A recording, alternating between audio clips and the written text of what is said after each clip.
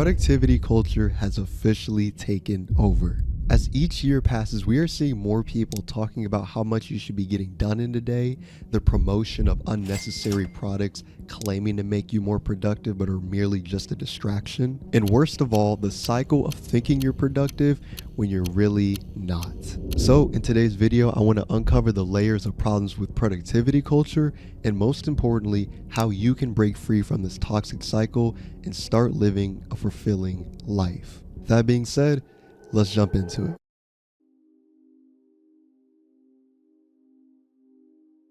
Now, what is the appeal for productivity culture?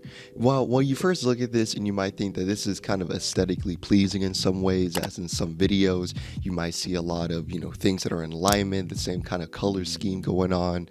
It's actually much deeper into why a lot of people, including myself at one point, really got into it. For one, I would say that definitely a part of it is for sure like your own potential. At least for me, I can speak for myself that I was tired of consistently scrolling on my phone all the time, saying I was going to do these tasks, but I end up not doing it. And then when I do get around to doing it, because I procrastinated for so long, it's like my brain didn't want to do it anymore, and is like I'm giving half effort. I can't even focus for more than 10 minutes at a time. Like, you might see all these videos of them getting their work done. You see deep work sessions, and you might think, oh man, like this person right here is doing what I would do in 1 week, but he's doing it in a day. Like, that's crazy to think that we can get that much work done if we really maximize, and be efficient and, optimize our lives for it. And, when you, as always, right, when you think about it, you're thinking of exactly how you would measure up against other people when, you adopt a lot of these habits or a lot of these tools, and you're thinking of your own success and what you could potentially get done in your schoolwork, or maybe if you were to really lock in on this one business idea you really want to lock into. And in a way, like I said, this is a good thing. I'm glad that, people are wanting to go and be more productive nowadays, especially with, I feel like we're at peak brain rot here with, iPad kids and, all of these like just random memes that pop up like every few months. I feel like people still have this false picture of this mental picture of what productivity culture really is. And in fact, they get stuck in it because they don't really paint a good picture and they don't necessarily know how to truly be productive. Today, I want to cover a lot of the reasonings into why people fall into this trap. And the first place we have to start is the content itself. A first point I want to really drive home is one that I talked about in previous videos, especially when it came to like aesthetics, is pretty much seeing these videos, right? We see a lot of these productivity videos and using these products, right, that we see, whether it's tools like online extensions, whether it be, even accessories, like maybe you buy an iPad, maybe you buy, a desk, a better chair, whatever like product it is, right? I'm not gonna lie, right? I would definitely love to optimize, my whole routine, right? And it costs money, right? I'm not gonna sit here and say that, you can't get any of these things. Like I said, your money at the end of the day. I don't personally care if you buy it, but I think that people use a lot of these, tools and a lot of these products as a way, like as a coping mechanism, right? It's kind of like a distraction, because let's be real, right? When it comes to true productivity, you have to start from the inside out, all right? If you don't see yourself as someone who can be productive, then what's something external gonna do for you? Okay, let's say you watch one of these videos, right? And you're like, all right, cool. I got the money for it. I'm gonna upgrade my desk, right? So I'm gonna get me a standing desk. I'm gonna get me a 60% keyboard because it looks cleaner. I want to have like more, office, desk room. Okay, I'm gonna get this and that, right? So you get these things, you order it, and on the way, right, while you order it to when it's about to get here, you're thinking, you're cooking it up in your mind, man, I can't wait for this desk. I can't wait for this new setup. I'm going to be really productive, this and that, right? You're putting a lot of stock into it. And when it actually gets here, when those products actually get here and you assemble it and it's time to work, oh, now all of a sudden it's a little bit, like I can still get some work done. Like, it's definitely an improvement, but right, like I'm not as productive as I once thought I was, right? Because you put so much stock in the fantasy of, what you could actually get done, because you put so much stock in these external items, when in, like I said, in fact, you need to put more stock in yourself. The same way how you're putting stock into these, buying the desk and really researching, you need to look inside. And I know it can be kind of cliche, corny, whatever, but it's genuinely true. You need to look inside and see, okay, why don't I view myself as productive? Because truth be told, a lot of these, when it comes down to like a lot of these items we buy, right, for productivity, a lot of, our desk setups and whatnot, honestly, truth be told, a lot of it is just comfortability, right? If you're comfortable, the more comfortable you are, the more you can get done. For example, right, I'm operating off a laptop, right? I don't even have a PC, but I bought me a monitor, and that right there was kind of like a good first step of, what, all right, like it feels like I kind of have like a PC like setup going on here, and it kind of did make me be more productive. But most importantly, before I got the monitor, I really made sure, like I genuinely made sure I journaled down, all right, how do I view productivity? And then I ended up changing my beliefs. I'll talk about that in the next like 2 sections. And that right there, like I said, is a game changer. But yeah, people just put too much stock in these external items, and kind of fall in the trap of buying all of these productivity items, all of these extension, all these tools, and you find out, oh my gosh, I'm paying like a lot of money for these little knick-knack productivity tools and all this, and do I actually need this? Do I actually need some of this? Maybe not. The next point is the gap between video and reality. Now, what I mean by this is a lot of these people, right? A lot of content creators will post their productivity setup, productivity tips and whatnot, or just even their daily day-to-day routine. I feel like a lot of people, they don't paint a good enough picture of what the reality, the day-to-day routine actually looks like. Now, I know I just said they show their day-to-day routine, right? But you got to think about it, right? It's 16 hours in a day if you sleep 8 hours, right? And the video, you're not going to make it 16 hours. Let's be real. All right, let's just genuinely be real. You're probably going to make it in the range of, 10 to 15 minutes. And what I think that doesn't get described enough is that, look, as much as, this is kind of your ideal productivity days, we each and all have one of those days where we have our ideal day, right? Our kind of perfect day. I say perfect because can you truly have a perfect day? I don't know, probably. But, right, you have your ideal work day where you just get a lot of work done. You crush your work, 3 to 4 hours of deep work. You eat, and then you come back, you do some more shallow work. You end up going outside, and then you can relax. And by the end of the day, you realize I got a lot done, right? And while that's all good, like I said, I feel like a lot of people, they can take this as, face value, me included. I remember I would watch a lot of videos of people, like just watching people really grind out, on YouTube and whatnot, and showing their journey, the behind the scenes footage of doing their thing and whatnot. And I'm like, man, that really motivates me. I'm really really motivated to not only do my own thing but document it as well. But because it's not described, right, like completely described, like, okay, guys, I worked this many hours, and hey, look, right, I'm doing good today, but realize that this isn't my every single day thing. Some days my energy level, I'm on 10. Some days I'm on 5, right? Some days I didn't get enough sleep. Some day, I know I say in the video, I go to sleep at 9 o'clock, but realistically, I kind of struggle with that, and I go to sleep realistically at like 11 to 12, right?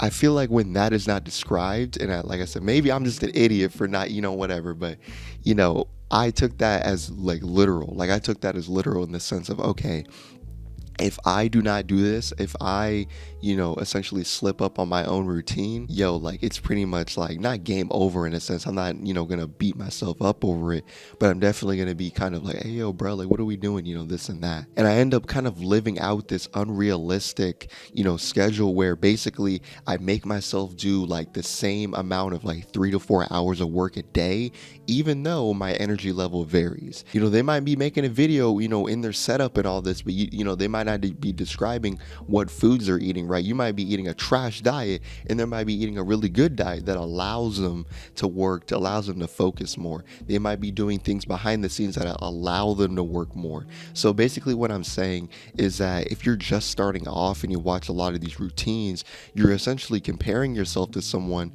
who's probably been doing this for years now, who's been working up to the point where they went from maybe barely focusing for an hour, heck, maybe even 30 minutes, to now like working 3 to 4 hours uninterrupted in the flow state. And you see this as a beginner and you're like, you know what, I can do the same thing. You don't have the tools right now, you haven't built it up. And I know for me, this definitely affected me. Like last summer, back in 2023, I was really like, all right, I'm gonna push out, back when I had 2 channels, right? I was like, all right, I'm gonna push out content on both channels while I'm working, while I'm doing this and that. Like I had so many things and I didn't have the proper, optimization for it. I was really slow in the process and ended up burning out. I ended up burning out because I compared myself to people who've been doing this for a little bit longer than I have, and I expected myself to basically pick up the same pace as them. And hey, maybe I'm an idiot. Maybe I'm one of those people that need the freaking when like they put like a label on something that you shouldn't be doing. Hey, maybe I missed the plot. I missed the point. But I know I'm not the only one. I know I'm not the only one. So, hey.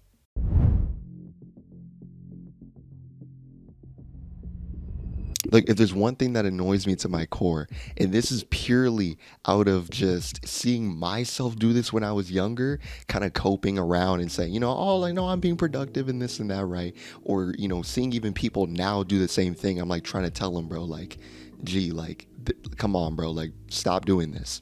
Is the people who do fake productivity. Right. Now look, when it comes to actually productivity culture and how it's a little people are overworking themselves, yeah, that's definitely not a good thing, right? But I think what people really get wrong, and I really want to hammer home in this video, is that they prioritize the task that they don't need to really do.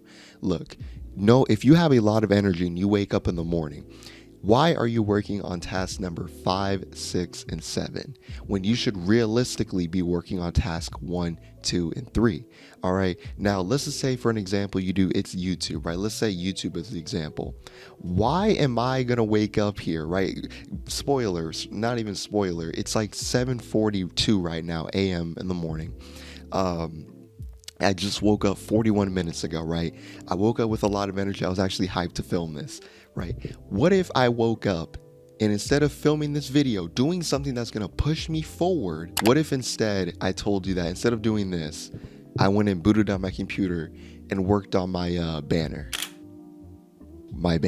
It doesn't make any sense. That's literally the most, like, if you want to know how do you truly feel about being productive and how you feel about actually doing hard work, that's a good example right there. Look at yourself and realize, look at your example, your day-to-day routine, and say, okay, what tasks do I genuinely need to do and what tasks do I actually do? Because the worst thing that comes from this is that you think that you're being productive, right? You think you're being productive watching a lot of these productivity videos and how to not to procrastinate, how to do this and that videos, and you're thinking that you're being productive. Now look, I'm not opposed to watching these videos. I'm actually not. What I am opposed to is using your energy, your biological prime time, which I'll get into later, is essentially doing those little tasks when you have the most energy. Those tasks should be done when you're kind of, when you're just, chill, when you're done doing the hard work, not after, the main thing, right? It's this thing called eat the frog. And essentially it's when you do the hard work first, the hardest thing that you're going to do of the day. And then the rest of the day will be easier. So for me, it would be filming. That's something that, I know is the biggest thing I need to do today and that I need to get out of the way. Okay, once I get filming out of the way, boom, right? Like I can do the rest of my day knowing that I already filmed first thing in the morning as soon as I woke up. That right there is how you make true progress. See, people wonder, oh man, like how do you make real progress? How, why is it that, we can have the same goal and we work on it, right? We're working, right? But one person gets farther than the other. It's because they prioritize the tasks that they're really going to move forward, right? If you're really prioritize, like I said, if you're running a business, running a channel, what are the main things you need to do to really move forward in making videos? Researching, scripting, filming, editing, publishing, right? Those are the 5 things. The 5 things that if you prioritize every single day, if you do one of those things every single day, you're going to go farther than the person who's, maybe they're thinking of the video idea, but they're working on the banner. Or maybe they're working on, these little things, working on a second channel, right? They're trying to grow their main thing, but then they're like, you know what? Actually, I'm going to create this second channel right here. I'm going to create this website right here. My boy, you don't have no traffic. You don't have no one to go to your website. I'm speaking from the perspective right now as someone who's done these things, right? I was coping so hard saying that, I'm going to create this second channel and all this, and I'm going to, do all this and that, right? When I didn't have a solid foundation. I didn't have a solid foundation. Then I at least do have, a little bit more now. But like I said, you become a little bit more like, oh, I'm really productive. And you get in this bubble of, thinking that you're really, things are really moving forward for you. And then you realize like a year or two down the line, oh man, wait, I didn't make that much progress. Like I didn't make that much progress, really. I genuinely didn't. And then you wonder why. And you're like, oh, well, I see why. Another problem that I see is this kind of whole thing of one size fits all. Now, look, everyone is different, right? Everyone is completely different. One person might work better in the morning, one person might work better at nighttime, and someone might work better in the afternoon. Now, if you work better in the afternoon, let me know, like comment, like what's your routine? Because I'd be dead in the afternoon time. But nonetheless, right? A lot of people, they think that they see a video of someone being successful and they're like, you know what, this was their routine, right? And while that's good, that you can, take note of it, but I think that, like I said, like if you try to adopt it 100% and you realize that it doesn't fit you, you might be a morning person, but they're doing the routine at nighttime and you're questioning that, like, bro, how do you do your routine at nighttime, right? Then what are you doing? You're stumping your own work. At the end of the day, right, like I said, like it's your own routine. And like I was talking about earlier, biological prime time, right? Everyone has a biological prime time of when they're the most active. They have the most energy. They can get the most work done. And if you're not, prioritizing your routine around that, right? If your biological prime time's in the morning and you're not prioritizing it, then you're simply just wasting your energy. You're simply not maximizing you, right? And instead of, it's funny because it feels like people watch like a morning routine video, or not even a morning routine, but just like a daily, successful CEO routine, and it feels like they watch maybe one or two and they realize, okay, these one or two, they work better at this time, but they don't really do enough research and finding, okay, let me see, is there a successful person that has a good morning routine, because I work better in the morning. Trying to find people who like kind of curate to your thing, instead of just doing shallow work and finding maybe one or two or three people who kind of work in the same time, who don't, who kind of don't really, but you try to force it. And the problem is when you force it, like I said, you're not getting enough work done for you, but you're just going to be burnt out more. You're going to be like, bro, this is just not me. Truthfully, everyone has different routines. Everyone has different ways of learning. Some people, they want, they work better on a freaking, iPad. Some people, they work better on their phones. Some people, they work better, writing stuff down like manually. Some people, are better digitally. Like there's just so many different options, and it feels like, when someone finds their routine and they post the routine, it's almost as if like, like I said, how I was talking about how the video reality versus reality of it, how there's that vagueness, it almost kind of paints this picture of, hey, this is my morning routine that got me to the X amount of money. If you do not follow this down to a T, hey, you're a failure. You are a failure. That's wild. That's wild to even think of that. If you don't follow my routine day to day, exactly, you're a failure, even though you might not match it. And it's kind of foolish, and it's foolish, but also understandable of why you would, put yourself in this position to where now you don't actually follow it. And now you're beating yourself up for it because, man, this is one person, who had a really good morning routine. Man, it feels like we had the same backstory and, he's doing this routine and I'm not following it down to a T. I'm a failure now. And that's, what I mean? That's bad. Now you're sabotaging your own success, because not only now are you not having a good schedule, but now you're polluting your mind with these negative beliefs because you can fit someone else's thing. It's kind of like with self-improvement, and how self-improvement, a lot of it is pretty much like the cookie cutter meditation, journaling, and working out. But in those habits, right, in meditation, there's different forms of meditation. Some people, they love doing body scans. Some people, they love doing, your simple mindfulness of, breathing in and out. Some people do visualizations. Some people, for working out, they love basketball, they love swimming, they love CrossFit. There's different, styles. There's different styles for everything. And I feel like when you allow yourself to adopt that, truly allow yourself to adopt that, right? Then that's when you see yourself, have the most success. Hustler versus CEO. Now, what I mean by this is when we, typically dive into productivity culture and, it's pretty much kind of hustle culture, what we see a lot is we see a lot of videos of grinding, grind, grind, grind. You got to, work 10 hours a day. You got to, basically get 4 hours of sleep, right? Kind of like a Kobe Bryant type story. And while I actually, kind of like those stories, I actually feel inspired by them. I realize that not only is that kind of a short-term thinking, but I realize that if you really want to make genuine progress, especially let's say you're running your own business, right? You want, like, having this hustler mentality can get you so far. It's only going to get you so far, right? Now, I believe when you first start your business, depending on what it is, but just in general, like when you start a business, you have to, be kind of that hustler mentality, view these opportunities. Okay, boom, I got an email talking about a webinar that I can join for free about, how to, use social media to benefit your business. Okay, boom, that's that opportunity. Okay, let me go talk to this person, right? Let me go create business cards. Let me go, cold approach people. Let me do this and that, right? You're hustling, right? You're hustling. You're getting, probably, let's say, like 5 hours of sleep, right?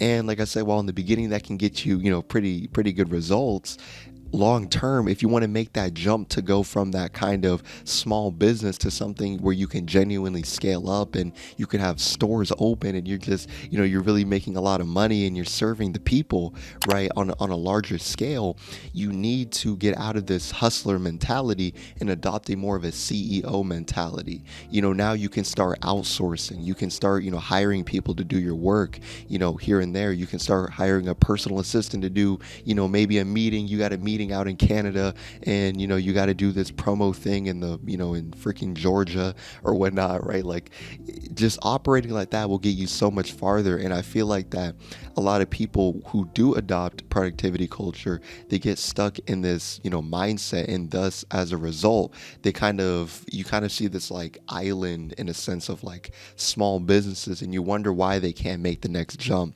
And like I said, like, I think hustle culture, productivity culture, while yes, some of it is toxic, I do think that if you do actually kind of maximize what it actually is supposed to be, then 1,000% do it. But like I said, it should be more so of a short-term option, and we should be looking, more farther if we're having our own business, or even just in general, like anything. You don't necessarily have to run your own business for this to apply, but just adopting this kind of mindset of, what, man, sleep, for example, right? Sleep is pretty important, right?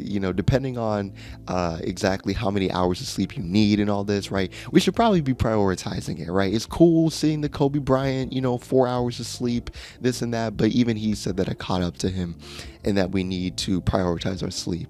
So don't get caught up in this, absolutely we need to grind for 12 hours, because you just get diminishing results. If you grind on something for 12 hours straight, even, like, you're going to get diminishing results. It's not going to be good, man. And, we need to prioritize kind of, taking a step back in a sense, if that makes sense. I'm not saying you don't be productive. I'm not saying, freaking cope and don't, do any of the work you need to do. But take a step back, look at it big picture. And even though it might hurt the ego a little bit, knowing that you might not get a lot done, you might not say that you grinded for 12 hours on this one project and, you a hustler, this and that, it'll provide you way more benefits in the long run. The final point I want to talk about in this section, and it's kind of funny because I had a really deep conversation with someone about this, is that I feel like when productivity culture, right, what is it a lot of? It's career based, right? Typically you look at the demographic of it, it's pretty much like from 17 to 25-year-olds, which, right, is our prime in the sense of, trying to get our life together. We're trying to build a career. We're trying to see what we're going to get into. And, because of that, because productivity culture is mainly career based, you have a lot of people who feel like, okay, if you're not working on your career 24/7, if this isn't something that, you want to really work on, you're deemed a failure. When in fact, people have different goals, right? I was talking to someone and their goal, right, is pretty much like, they're more so in the family, have family goals of wanting to start a family and wanting to be married and this and that. They have more of that on their mind as opposed to me. And it's kind of funny seeing that kind of like polar opposite because, we're young, we're freaking young. So it's like, oh man, like, I'm saying like, how do you not want to work on this? And then he's like, well, how do you not want to do that? We're kind of going back and forth. And I realized that, I had a really good discussion with them and I didn't look at him as a failure, right? I didn't look at him as like, oh, dude, you're behind or you're a failure, right? Some people, they don't want to start their own business. Some people, they don't want to do their own thing. That some people, they want to have a simple life, and, kind of like the American dream, right? Kind of have your normal 9 to 5, the Joneses next door, right? You got your wife and kids, the picket fence, lifestyle, and that's fine. That's genuinely fine. I'm not even saying that to diminish anyone, but like I said, productivity culture will pretty much tear that down and make it seem like if you're not doing this, if you're not grinding on your work 24/7, this and that, then you're a failure. You're absolutely a failure. You're useless to society, and you might as well just exit game. Like, that's crazy to think that someone's value is being tied down to their work, which is that's definitely a deeper discussion, honestly, for another day. I feel like everyone can provide something. Now, yeah, sure, some people might, if you're more career based, right, you're going to be able to provide more money to people. You'd be more financial versus if you are, let's say, like a family man at the age of like 23, 24, right? Then I feel like, you're able to provide more, more love and more care and, honestly just have better relationships in general. Sure, you might not be able to be no Mr. Beast and buy someone, a house, a freaking, a house or a car and this and that, but you can provide values in the other way. There's other ways to provide value aside from money, aside from, your career. And I feel like when a lot of people, in productivity culture, that just goes over their head and feel like it's all about money, money, money, and, freaking this and that, right? And I at first I was wondering, right, like, why is that, right? Why is it so money centric? Why is it just so career based and all this and that? And I realized when I really dug into just, the people who make up productivity culture, I realized why, the deeper meanings of it, and that is something that I want to talk about now in the next section.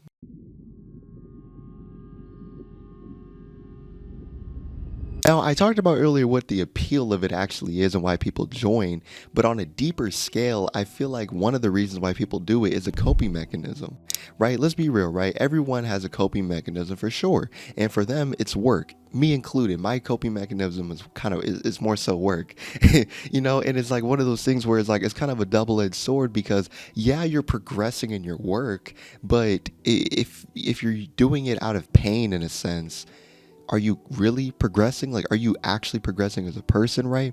And I feel like what can, the main downfall of this is that, okay, look, let's pretend, for example, you have your own business and you're making, let's say, like a monthly income of like 5K, right? And you have this coping mechanism. The reason why you're able to do this is because your coping mechanism is work. And let's say you can get about like 2 to 3 hours of work done, feeling good. But then the other like 2 to 3 hours are coping mechanism. Maybe, you feel lonely, you feel, you lack relationships, right? You lack good health. Whatever you lack in your life, you use work as a coping mechanism, right? And let's say you make 5K off of that.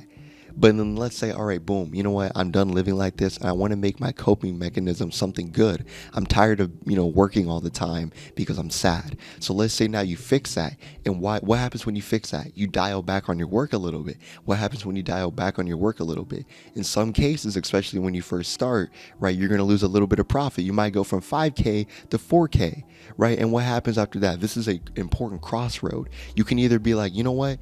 Okay, I took a hit this next month, but you know what? It was good. It was a good thing that I did though, because now I feel much happier, which now I can invest more of my happiness and joy into the back end of the business, like reinvest that.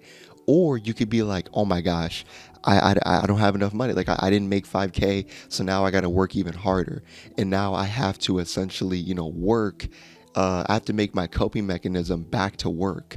I have to make it work again. And because of that, now you're kind of, in a sense, like moving a little bit miserable. So now, in order to make this much money, you kind of have to be miserable to make this much money, instead of building a solid foundation of, you know what, man, like I'm going to build this off of joy. And not saying there's not going to be pain, but making your project, right, your foundation of your business off of pain, and making it, your coping mechanism, can kind of, it's some benefits to it. I'm not gonna lie, a lot of my channel was grown off of pain, but there is that backside, that the downside to it, that if you can accept that reality, hey, then cool. If you can accept it, you can accept it. But there is a downside to it. And what I hate about most is people who like use this as a coping mechanism, right? Look, I said I use it as a coping mechanism, but I realize it's a coping mechanism. I realize I'm coping. I realize that, look, it's not, all A-okay perfect, right? But a lot of people, they'll be like, oh, like I don't need a shorty. I don't need no girls. I don't want to talk to no girls whatsoever. I'm grinding on my work, boom, boom, boom, right? They kind of, let's be real. All right, let's keep it a buck. You want to talk to girls, and that is completely fine. That is fine. You don't need to be, some, tough guy and say that, oh, I don't need to talk to no girls, boom, this and that, bro. Look, that's a coping mechanism. You're hurt. All right, you're hurt, and that's fine that you're hurt, but have some humility and realize that, okay, look, all right, look, I'm working hard on my business, but it'd be cool to talk to some girls here and there, right? That's fine, but stop coping. Stop coping whenever you hear your friend has a girlfriend, and now you're just trying to reason with them and be like, no, I don't need a girlfriend, man, this and that, boom, boom, boom. And you say it with some like kind of hatred, but secretly deep down, you're like obsessed with girls and this and that. That's kind of the funny part. And that's something that I've noticed. Like I said, that like back then I kind of viewed it as like, all right, yeah, you really honest stuff. But now I'm like, man, you just sound really hurt, dude. Like, it's kind of like that one Wojak meme where like he's like crying, but then like he has like the happy mask in front of him. Obviously, I'm talking about in the context of a relationship, but you can put this in any context. It could be, health. It could be freaking mental health, wellness, spiritual, whatever, like, religion, anything. It could be anything that they use this as like a coping mechanism. They want to act so hard. They want to act so tough about it when, come on, bro. Like, stop lying. Another point I want to bring up is meeting people's standards. Now, if I had $1 for every time I feel like this applied, we'd be rich, right? Because a lot of us, we can get work done, right? We are capable of getting work done, but it feels like whenever we have to meet someone's standard for it, that's where the burnout happens. That's where we kind of feel like, you know what, like this is where productivity culture is kind of an L here, because we're meeting someone else's standard, whether it's digitally, right? Whether it's online, maybe I watched a video and I tell you guys, hey, you should do this. You know what I mean? Like whether it's, or it can even be in day-to-day work. For example, right? A good example of this is, let's say you're working a job, right? It don't have to be nothing, fancy. It can even be from minimum wage to corporate. And because, let's say you work with this boss who's absolutely annoying, and right, you pretty much have to really get your work done around them. But in any other situation, you can get the work done, but you're not getting it as done in as efficient as you would next to this boss, because you're about to get a yelling, and this is going to be some just whole thing you don't want to deal with, because you get the work done really efficient.